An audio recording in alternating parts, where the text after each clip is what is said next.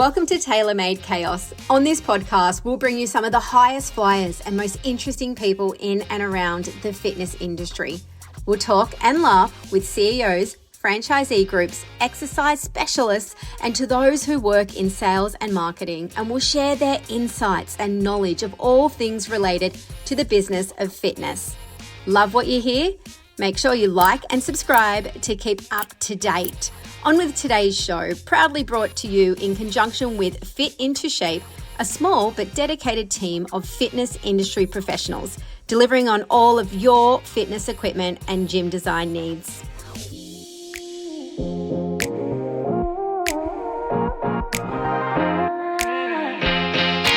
3, 2, 1. Well, for such a young man, I feel totally inadequate in comparison to my next guest.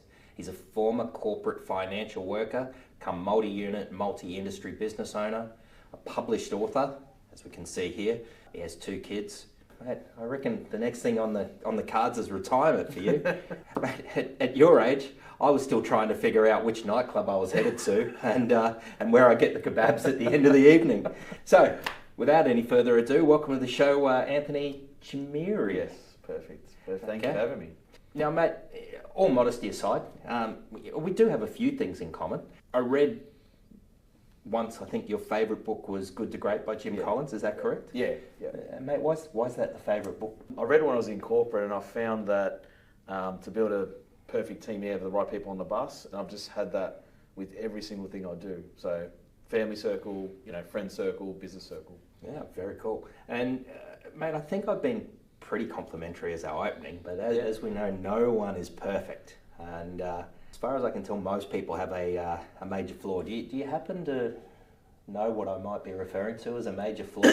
If you're talking about who I go for on a footy, we might have a bit of an argument about this. Well, mate, I think I once heard you say something about you can't be truly a Collingwood supporter because you've got all my teeth. And a full-time job. Employee. Yeah. Well, my dad calls me a bludger because I don't technically work. I just have business. That's all. Well, mate, I'm a Lions fan. Yeah. And I still reflect on the funniest thing I think I ever heard. I'm not sure. I think it was 1995 when Bucks and Vossi both won the joint Brownlow. Yep.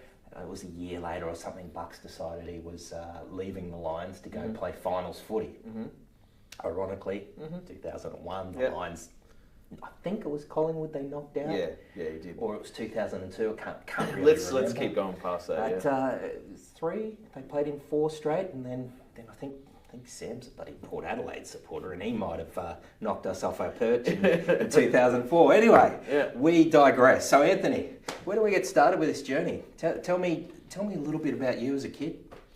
Yeah, grew up in northern suburbs. Northern suburbs of where? Where are we? Northern suburbs of Melbourne. Melbourne. Always Melbourne boy, born and bred. Yeah. Always was interested in fitness all the time. I remember my dad never letting me go to the gym. My brother's a lot older than me, and I used to see him do weights in the garage, and I used to always try to have a go, and Dad was like, no, you're starting your growth. I'm like, Dad, I'm already short as it is. So anyway, never was able to do it, and then got into the gym when I was 18. It was very strict on that. Well, I think I said when I first met you, mate, you look, a little bit taller than what your LinkedIn profile suggests, but it's all photography, mate. It's all photography. Look down, so I look taller. Yeah. And so, mate, you were always into sport? Yeah. I love sport. I was basketball, football, swimming, tennis, you name it, I did it. Basketball, interesting story. I got really high up, got into states, and then rep basketball, and then a scout came out when I was 12, and unfortunately the scout said to me, mate, you're great. They used to call me the ankle biter. You're great, but you're just too short. And as a young kid, I started crying. Dad goes, get over it, you'll be fine.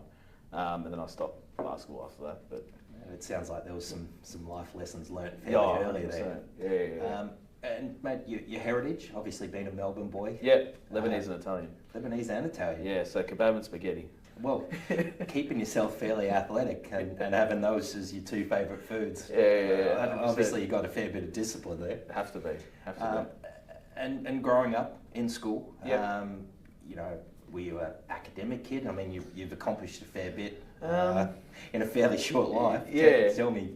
Academics, sort of. I did struggle. I was dyslexic as a kid, still dyslexic, but got a lot better to get through it. But yeah, no, at school, I sort of didn't know what I wanted to do. I was good with numbers, good at sport. That's, came out of school and I was like, what do I want to do? I still was unsure. Yeah. And got into the finance game as soon as I got out. Okay. So you finished school. Yep. Had always had a history in sport, but owning a gym was far from the thoughts at that point in time.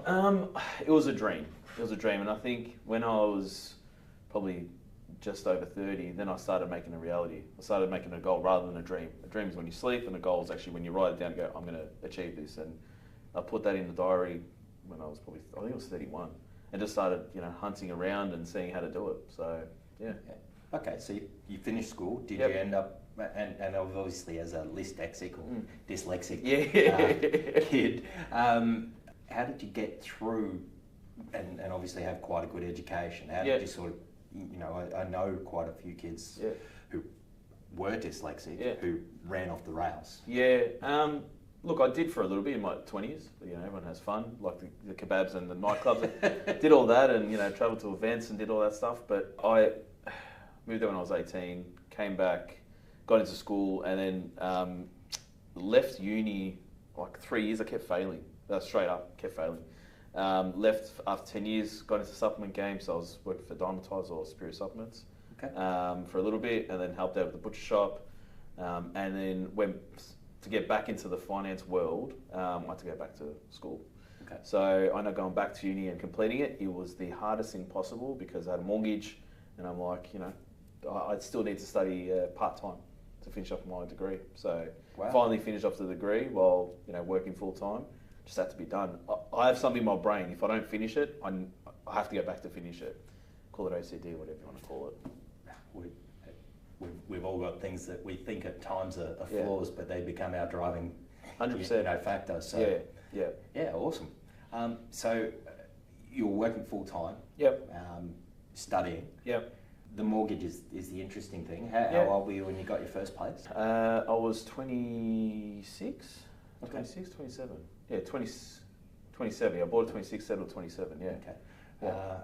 And was that a good investment? Yeah. I bought a place, and back then property was going up. I remember at the auction, my wife was like, I keep going higher. I'm like, oh, calm down, getting scared of being at auction, and bought the place, bought plans and permits, and sold without doing a development.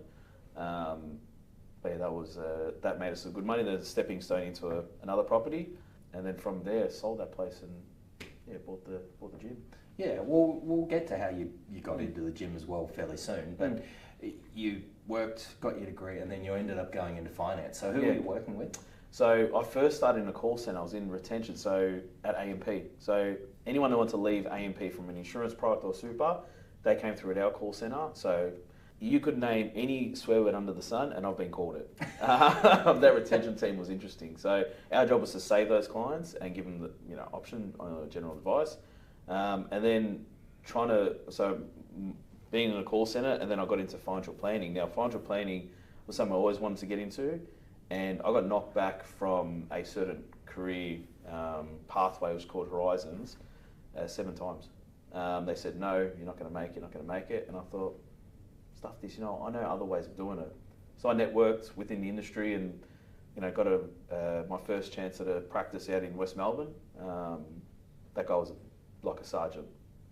You had to have 15 appointments a week, and it was all about, making sure you hit your numbers. But that was a good stepping stone to build. I already had a good work ethic, so it didn't matter. My motto was, no matter what time, where it is, I'll come see you.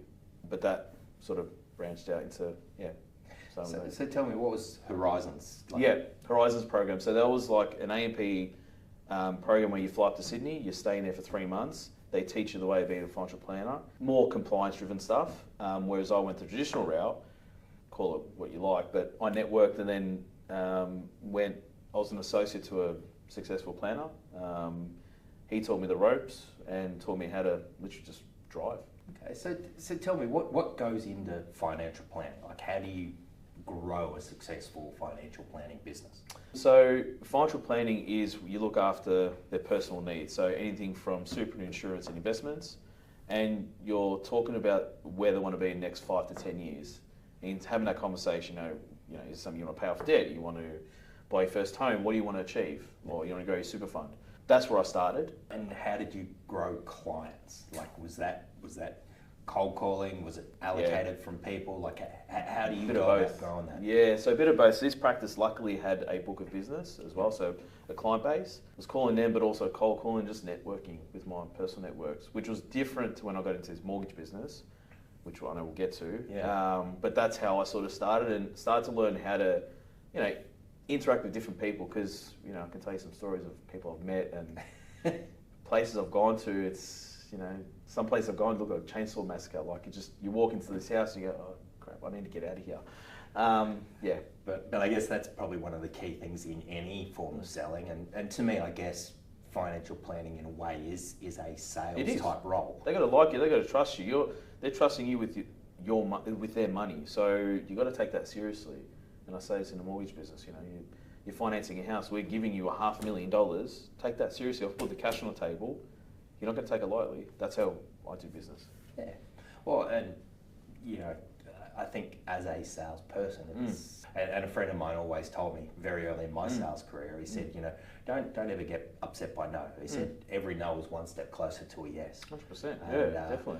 And I think, you know, when you are going through that cold calling process, it can be quite demeaning or you know, hard, and you want to take it personally, and then you kind of realise even the best salespeople in most industries are only closing at about, you know, 30%.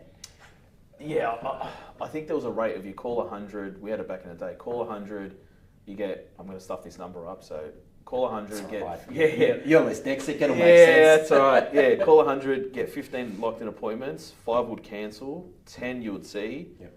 5 you'd get to second meeting, which is you're presenting a strategy and advice, and then 3 you might sign up. Definitely you've signed up 1. So like it's a massive. You know, it's like a funnel. As you know, sales funnel. Yeah, you just got to keep making those calls. But that's, I think, the thing that people don't realise. And I always say, you know, in whatever we're doing, we're all selling. And whether it's in a gym as the people in the crèche, whether it's the people at front desk, whether it's the PTs, whether it's the group fitness instructor, I believe we're all selling within our industry. You need to, And it's probably, you know, generalised to most industries. The way of the world is to sell something. Well, selling is in any industry you're selling, no matter what it is. You got to, you know, be presentable. You look sharp. You got to communicate well, and that's how you sell. People like dealing with people they like. You know, can I swear? Absolutely. The show's called Inappropriate. No, that's or true. not. Yeah. Go hard. I've got a no dickhead policy. You're a dickhead, you're not in my business. You know, clients would come and say, oh, I want the sharpest right, get out. We deal with people we like, and being a business owner, I can deal with who I want to. So I've had that in my entire career, though, to be honest. Yeah. In every corporate job, that's why probably managers never liked me. I didn't care about. No. Well, and you know, some people are just destined to own and run their own business because they do find it hard to work for other people. And I think, you know, corporate can be a great place to learn. But, it is. But it's a great place to leave as well. 100%. It's like, see you later, bye. Yeah. So you were doing the financial planning. Yep. What was the next step after that? I mean, you know, you suggested AMP, and for the audience here who are more into fitness than probably financial planning, what was the story with AMP?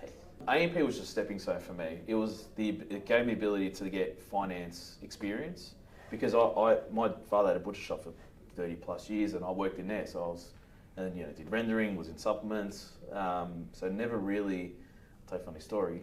In finance, someone sent me an email and said, here's a calendar invite. And we got to the meeting time, and they're like, you didn't accept my meeting. I'm like, I was waiting for a card. That's how bad I was with technology. It was. But AMP, it gave me a stepping stone, and then moved out into boutique firms. They were still sort of AMP aligned, but it allowed me to understand business and how things work to drive success. But then worked for different businesses. So then went to Mercer, which was a big corporate business.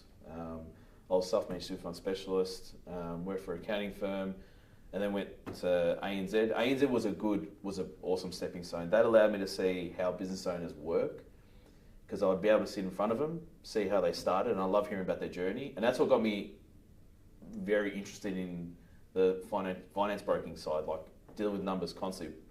Financial planning is about personal. Yeah. Finance broking is about business and personal. So I wanted to get more into the business realm. And I remember at ANZ they said to me, "No, you can't get into business banking. You've got financial planning experience." I'm like, "It's transferable." The no's kept coming, and I'm like, "I don't care. I'll find a way." But then I feel like this is an underlying theme. Yeah. Getting told no is just one step closer to a yes. So always. Yeah. But then got into ANZ private, and then I saw these young, successful people. One client I was sitting in front of sold for like, 200 million, 30 years old, and I'm sitting there and I'm like, what was it? And just hearing about his journey, I'm like, you don't have to be in corporate to make money. And that's what you think, but it's actually not true. There's so many successful entrepreneurs out there, or that word's been bastardised.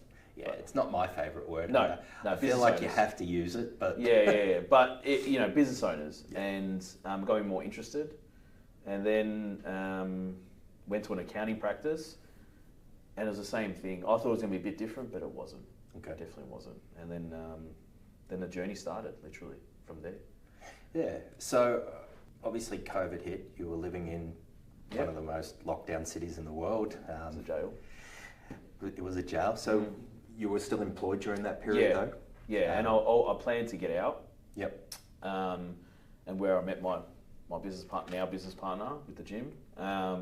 So during COVID, we were coming out of it, and I was sort of sitting there, I'm like, financial planning was great, but you're talking to more retirees than you are, accumulators that are growing wealth. Yep. And when you talk to retirees, it's, you're talking about them slowing down. That's not my personality. Yep. So I thought, what do I want to achieve, now? I want to be a business owner.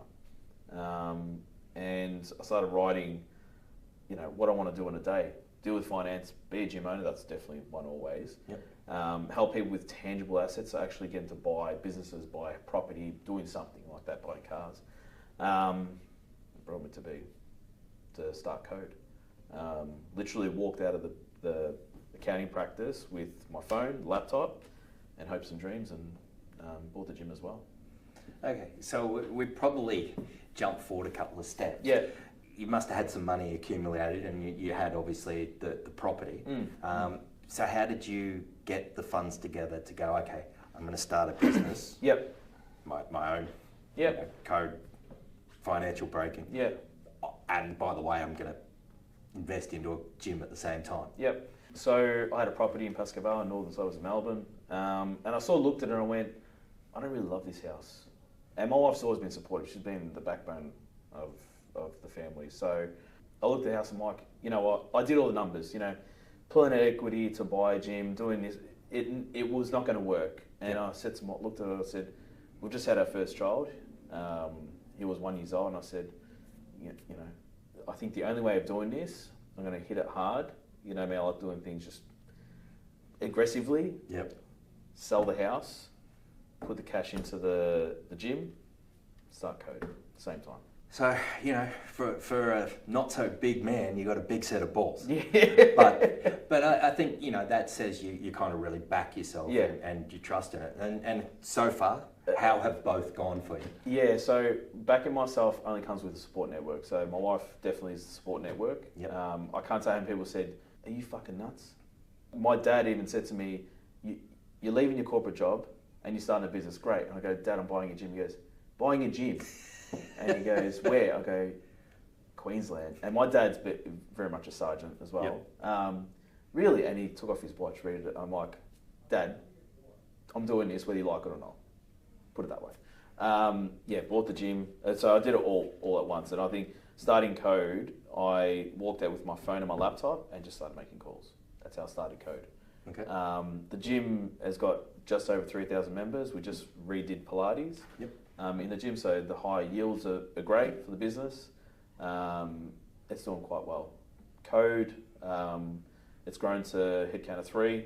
It's still growing. We do fitness is probably a niche of mine where I know how to finance fitness businesses. Yep. Because I remember the banks, especially with Fitness Cartel, they didn't fund them properly, and my goal was to make sure they get funded properly because, floating gyms, not just Fitness Cartel, but I'm talking about any gym with cash is very hard. How do we then get lenders to back the gym industry or fitness industry? Because a stupid report came out in IBIS World saying gym industry is, or fitness industry is risky because of COVID. Yeah. Fitness industry was the only one that was being screamed at to reopen during COVID, so why not back it? Well, I think brothels might have been screamed at, but in a different way. I mean, there could be your next challenge for clients to fund, right? I've got to fund it, but I won't say which one it is. Maybe the wife won't be so supportive of that. No. Anyway, we too totally digress. Yeah. So you brought up an interesting name in Fitness Cartel. Yeah. Nathan and TJ have done a really great job with that. Yeah. Do you know the story of how the name Cartel came up? Yeah. You want to share that one, and I suppose that probably leads me to how you did cross paths with Nathan to go, I'm going to give you my money and trust to open a gym. I'm probably going to stuff up the story, but he said it a million times, and I'm going to stuff it up. A friend of his said we're going to try and cross the border to then open up another gym like a cartel, and then that's how he got Fitness Cartel. Yeah. I'll probably stuff that up, to be honest. Sorry. No, it's pretty close. Yeah. He probably tells it more eloquently now. 100%. He's rehearsed it 100 times. Yeah, 100%. Definitely has. Yeah, so Fitness Cartel, that's interesting. So I sold the house. Fair enough, social media is definitely an interesting way of working. So I actually reached out to Nathan on Instagram. Okay. And I lost out in buying a gym in the western suburbs of Melbourne. Right. And I actually reached out and said, do you think 3.3 times profit for this business is right? And he said, call me this number. I was like, okay, all right, whatever. Called him, and then we started chatting. He goes, mate, you know your numbers? I go, yeah. He goes, mate, I'm trying to get funding from the banks. Can you help? I didn't start Code yet. Okay. I was planning to. Yeah. And I said, okay. So I jumped in a couple of meetings with him, and he saw how pitbullish I am. Like, I'm aggressive with banks. And I'm starting to get a bit of a name. Especially if I go to the bank with a fitness business, you're going to get me the funding. I don't care what you say, you're going to get it. Sales pitch for Code. Any of my fitness audience, you can see why we've got him on the show. Yeah. And he because everything they were saying, I'll just throw him back at him all the time. Because, the bankers always, they can be great, but they can also be lazy. Oh, the gym industry, no, mate, you're giving them the money. Nathan liked it. I think he was at number 3, so it was Aspley and rolling into Oxley. Yep. And got him the funding for those two. And then he said, did you want to buy into one? Now, Nathan, don't listen to this, but I was like, where do I... Sometimes listens. Yeah. I was like, where do I sign? But, I was like, okay, tell me more. And, I was putting my wife's life savings into this business. Yeah. So, went through Shell's agreement, tore it apart and rewritten it. And I remember flying up there and he showed me a site. This site was an old AMF bowling centre. Yep. It looked like junkie's heaven. It was pretty desolate. Yeah. when you look at those early pictures. Oh, it was horrible. And he goes, you trust me? And I looked at him and I go, do I have a choice? Yeah. So I've gone this far. I go, let's just have a crack. And obviously seeing his product and seeing the numbers. Like I did the finance, so why not? Yeah. And we opened it up, and that was a stressful time. Having Fiona not working and Kingston, my son, stressful. And starting a new business. Starting a new business, yep. So it truly was putting your balls on the line. Yeah. But seemingly things have worked out pretty well. Yeah, definitely. Look, it was stressful, but like I say to people, your ability to earn money is all on you. You just got to push as hard as possible, and make those calls. And I remember there was a phone booth at the first co-working space I was at, and one of the guys who I still talk to today goes, "You were in there for like 6 months." Okay, yeah. I was just constantly on the phones. That's all I was doing. And eventuated. So, another overnight success story. Yeah. I always feel like when people do rise to be successful, people never really understand the work that went into that level of success. And that they all seem to think, oh, it's just so easy. There's a lot of stress and a lot of work that goes into being an overnight success story. So, 100%. You don't know whether you're going to make the next, bill or anything like that. You know, you've got a family to feed, so you just got to push as hard as possible. Yeah. Now, in a total different path of pushing as hard as possible, I believe another thing where you were told no a number of times is these spectacular books that we're reading. Talk to me about the concept behind this, because personally, I love it. I wish this was what was more heavily publicised and people were aware of, because schools don't really like to teach financial literacy and education. No. Staggers me, but... Yeah, so I wrote the books just before my son was born. I looked online, I'm like, there's nothing actually out there. There's all this interactive stuff, great, but I'm very old school. I love this type of stuff. And being dyslexic, I'm like, you know what? If I can help start the conversation with kids and parents about money, it doesn't have to be, you know, teaching about it. Just start the conversation. That's all I want. This is a conversation starter. That's all it is.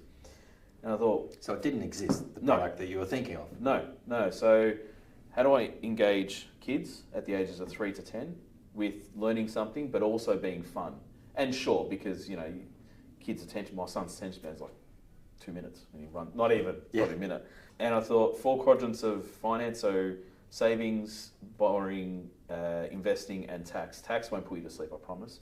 Maybe you want that for your kids. Maybe that's the bedtime story for the kids. Yeah. But I thought, how do we teach them very basic to bridge the gap? Because when you start the conversation early, and in my financial planning career, I found, you know, I deal with families for years, and in the personal realm, kids would always come up to, I remember being at dinner tables with clients, and kids come, oh, what are you guys talking about? And parents didn't want to let them know about finance, and I thought, there's got to be another way.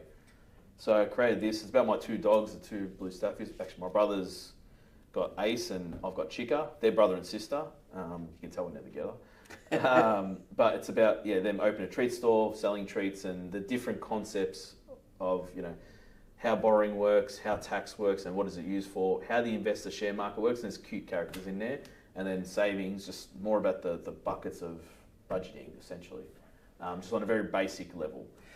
Mate, you know, I think that's fantastic though, and, you know, without trying to put things on a pedestal or the like, but I do really believe that talking about money from a young age can really help set kids up. And, 100%. You know, one of the things for my parents always said was, when I was 10, 11, 12, you know, I want the newest Nike shoes, I want this and that. And they basically said to me, you know what, this is how much we think we spend for you. Yep. You manage your own money, you buy whatever you want. So I learnt about financial literacy quite young. Yep. It means I've made plenty of mistakes with finance as well. But I also think, you know, teaching it from a young age is really important. And, you know, I wish I'd had some books like this when I was younger. So it obviously makes a lot of sense. I'm sure your clients, you do a signed autograph for them. And I wish. No, look, I want to get into schools, and I've presented to a fair few schools. Yep.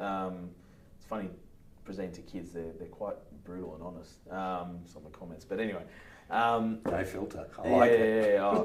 One of them goes, you want steroids? No, I'm not on steroids, let's keep talking. So, because so when I go to schools, I bring activities, and it's quite good. There was one school that said no, I'll tell you a bit about it. So I'll give you context. So in the curriculum, Victorian and Federal, the way the curriculum is written is financial literacy sits in between maths and English. Teachers have got a lot on their plate already, and I'm not denying that. Yeah. To put something else on it, it does, you know, cause a bit of a ruckus. So where do you take things out? I get it. I did go to one school that said no. The guy was sort of questioning me on my academia, and I'm like, got a degree and, you know, whatever. Like, I sort of was getting annoyed with what he was saying, and then it was a prestigious school here in West Suburbs of Melbourne, and his principal, and I said to him, you know, don't you want to teach kids about finance? Because I don't really care about it. And I said, you know what, this is not a school I want to teach it. It's free. Like, when I've gone out, I haven't charged. I just give my time to the kids, that's it. And I walk, and I said, you know what, this public school doesn't deserve the presentation, so I walked out. No, fair enough. Yeah. You know, I mean, it's quite interesting. I don't have the exact stats, and I'm you know, like all statistics, 71% are all made up. But, you know, in Australia, I think it's 1 in 1 in 7 businesses fail in the first year. Yeah. If you go to Sweden, it's about 10% that fail. But to open a business there, you actually have to do, I think it's a 2-year or a 3-year degree in business literacy. Yeah. And they teach the ethics and you know, how to read a P&L. I mean, so many people don't realise that a profit doesn't mean that you're making money. Yeah, it doesn't mean cash. Profit and cash are 2 different things. Exactly, but you know, a lot of people don't know how to read a P&L. They don't understand all the aspects of it. And where I'm going with all of that is I think financial literacy is something that we should be open and talking about. Yeah. And this brings a platform to that from a very young age. So, you know, mate, hats off to you on that one. Thank you. I appreciate that. So, you're not on steroids, but you're a publisher, an author, a business owner, husband, 2 kids. How do you keep yourself in such good nick? No sleep. No, I'm very regimented. So, you know, 3:45 the alarm goes off. I get up, go to the gym, train. My day is very routine. So literally go to the gym, come back before my son gets up. Some of the things I want to do as a father is feed my son breakfast when I'm in the state, and bath him at the hospital. They're the 2 non-negotiables for me. So come back from the gym, you know, get ready, shower, shave, whatever, and then have breakfast before my son gets up. So that's just routine in me, and it doesn't stop. I think I'm used to getting up early. I love it because it does so many good things for you, but then also I was used to it as a kid because Dave used to get me up at 4 in the morning to go to the butcher shop. So it's work ethic too. Sounds like you could have joined the military. You probably. referred to sergeant, so I mean, it was quite routine being in the military. So I mean, haircuts probably weren't as nice as yours, but shave it off. So, Matt, on a serious note, people can obviously reach you at Code.